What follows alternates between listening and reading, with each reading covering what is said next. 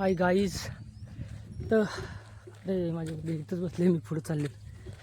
हे बघा, ही झाडं आंब्याची आपण लावलेली आहेत.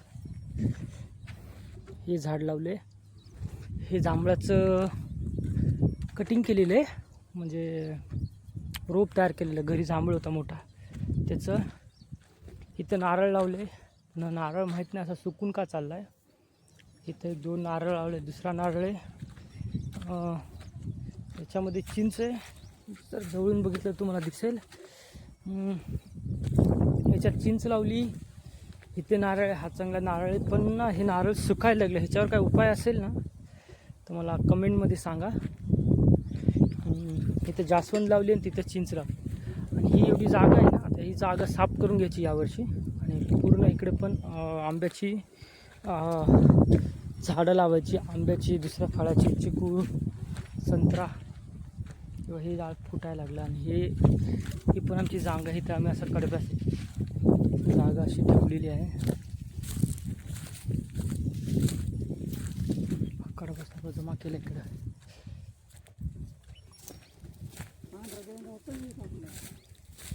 आता हे ते बोलले बांधून ठेवलेले बँड, हे बँड दिले, आता पाणी द्यायला जायचं आम्हाला.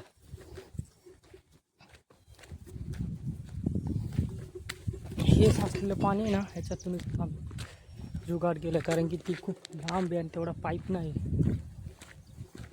राम्या कसा खातोय? राम्या, अरे सकाळी सकाळी खायला लागलास का? नाश्ता चालू आहे काय?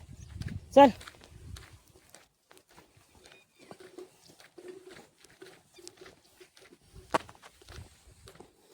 ही आहे आमची विहीर. तुम्हाला दाखवतोय किती खोल आहे, किती डीप आहे. माझ्या वडिलांनी आणि माझ्या चुलत्यांनी, म्हणजे हे सर्वांनी खोदली, पण ही बांधली नाही आहे. तर हिला वर्षभर बघा, आता कडक उन्हाळा आहे. आता एप्रिलची 10 तारीख शायद असेल. आज किती तारीख आहे? आज 10 एप्रिल आहे.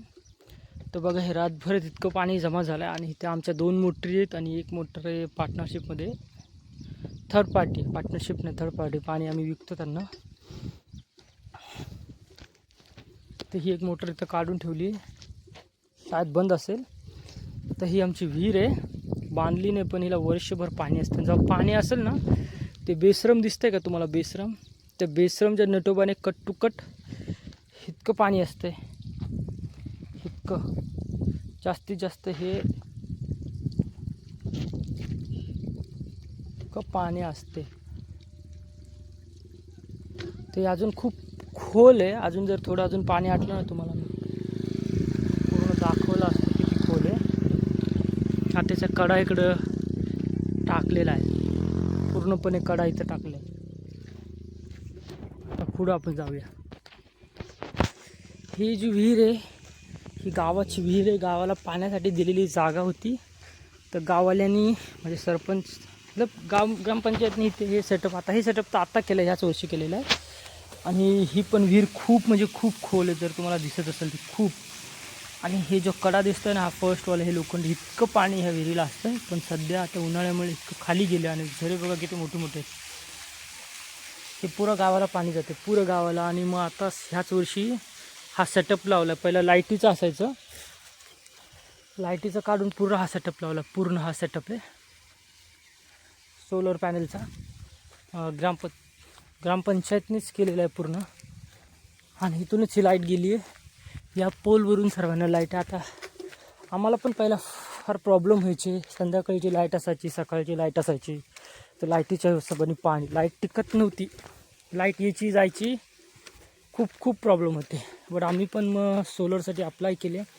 आणि याच वर्षी आईच्या आशीर्वादाने हे आमच्या दोन्ही विहिरीचे 2 सोलर आलेत. आणि दुसरी एक विहीर आहे पलीकडे, तिचा एक सोलर हा आहे. आणि हा सोलर ह्या विहिरीसाठी आहे. दोन्ही मोठे, हे छोटा आहे, मोठा आहे. खत टाकायला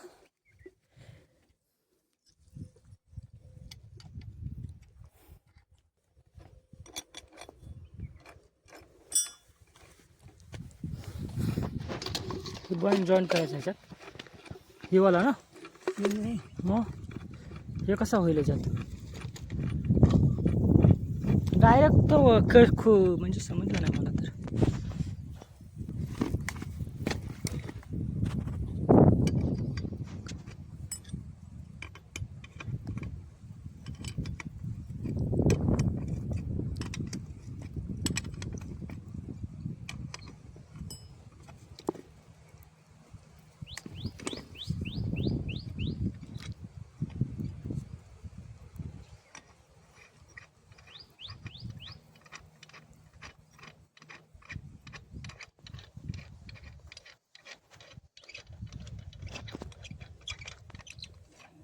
जे हे जे मोटरीचं हे लाईटीवरचं कनेक्शन आहे आणि ते सोलरवरचं कनेक्शन आहे, म्हणून ते कॉक इथं जोडायचं आहे.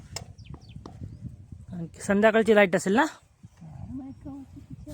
ह्या लाईटीसाठी जे सोलर घेतलेले आहेत खास, कारण की या लाईटीचा काय हेच नाही आहे, काय म्हणा टेबल कधी येईल कधी जाईल. सोलर चालू केलेलं आहे, पाणी वाजत आहे बघा, खळखळ खळखळ. तर बँड मारलं पाणी वाजतं. आता थोडंसं कांदा लावला आहे, आता कांद्याच्या रानात जाऊ, पाणी देऊ. आपलं काम झालं, ज्वारीचं तर काम झालेलं आहे.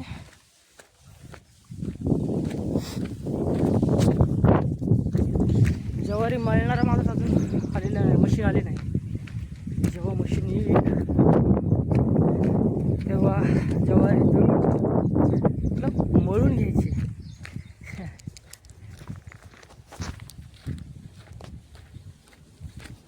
हे रान आहे आमची बघा, ही नदी आहे, तुम्हाला दाखवतो. जेव्हा पावसाळा येतो ना, तर हे समोरचं दिसतंय ना, तुम्हाला पावसाळ्यात पण मी दाखवेल की किती भरलेलं असतं, किती पाणी असतं.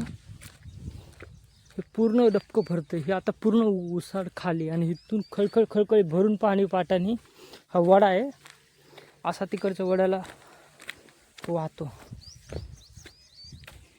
ते उन्हाळ्यामध्ये इथे ही कडानी की जितके पण शेतकरी आहेत आणि ज्यांच्या पण जमीन आहेत ना, कोणालाही एवढं पाणी नाही जेवढं पाणी आमच्या विहिरीला, आपल्या विहिरीला आहे. देवाच्या कृपा आशीर्वादाने ह्या विहिरीला पण आहे थोडं बहुत पाणी. पण आता हे एक टाईम उपसलं ना खतं, कारण की ह्याच्यात एकच माणूस आहे ना, आमच्या ह्याच्यात तर 4 मोटर चालतात. ते सिंगल मोटर, मग 2 मोटर आता टाकल्या त्याच्यात, ते पाणी आले. तुम्ही बघू शकतात खळखळ पाणी आलेलं आहे. हे बघा, आता खत टाकून झालेले, हे खत टाकले कांद्याला, बघा असेल तर.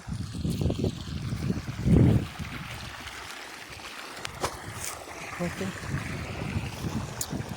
आता तुम्ही बोलताल हा इतकुसा कांदा, हे आता कांदा आपलं पातीला खायापुरता होईल, थोडे बहुत कांदे होतील. जर याला पाणी दिलं नाही ते असं सुकून जाईल. मग शेतकऱ्यासाठी फार मोठी गोष्ट असते, छोटी छोटी गोष्ट महत्त्वाची असते. मुंबई पुण्याला राहणाऱ्यांना ह्याचं महत्त्व कळणार नाही शायद. ते बोलतील इतकुसाच कांदा आहे, काय करायचं, पण इतकुसा नाही आहे. हे खायला तुम्हाला आरामशी जाईल. फक्त मेहनत आहे इकडे, जितकी मेहनत तितकं फळ आहे. हे इकडचं आमचं रान आहे, इथून इतका पट्टा आहे. त्याच्यात वांगे लावलेले, त्याला सर्व हिचे आईसण खूप झाले. पाणी पलीकड पण रान आहे आमचं एक, तिकडून माझे वडील आहेत, पाणी देतात. ओके, चाललंय पाणी खळखळा पाट्याने, कसं पाणी पडतं. ते गाणं जबरदस्त शेतकरी. पाणी दिलं तर आता एक कणाकण, आता खत टाकून पाणी दिले ना, 2-3 दिवसात मस्त धडाधड होईल. याचा पण व्हिडिओ टाकेल की कांद्याला पाणी दिलेलं आहे, ते पाणी आता कसे कांदे झालेत, काय झालेत. इथून बाण निघाले.